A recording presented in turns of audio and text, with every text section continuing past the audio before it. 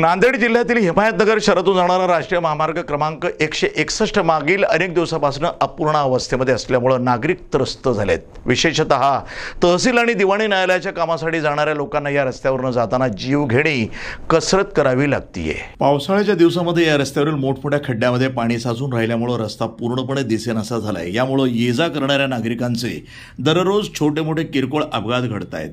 सणासुदीच्या दिवसातही या रस्त्याच्या दुरावस्थेमुळे लोकांचे हाल होत आहेत। यामुळे संतप्त झालेल्या हिमायतनगरमधील नागरिकांनी प्रशासनाकडे हा रस्ता तात्काळ दुरुस्त करण्याची मागणी केली आहे, जेणेकरून भविष्यामध्ये होणारे अपघात हे टाळता येतील।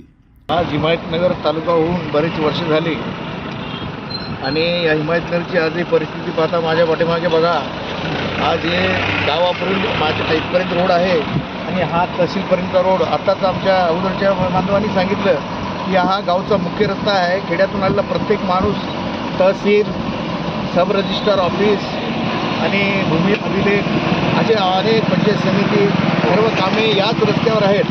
आणि आज तागायत पाहतो आम्ही 4-5 वर्षापासून या रस्त्याची हे सगळं टोटल नांदेडपासून झाला, पण आमच्या इथं जीवघेणा प्रवास रोज आमचे लोक इथं करत आहेत। आणि पाऊस साधारण जरी छोटा जरी पाऊस पडला तरी इथं बरेचसे लोक मोटरसायकल घेऊन घसरून आपल्या पडत आहेत, फ्रॅक्चर होत आहेत।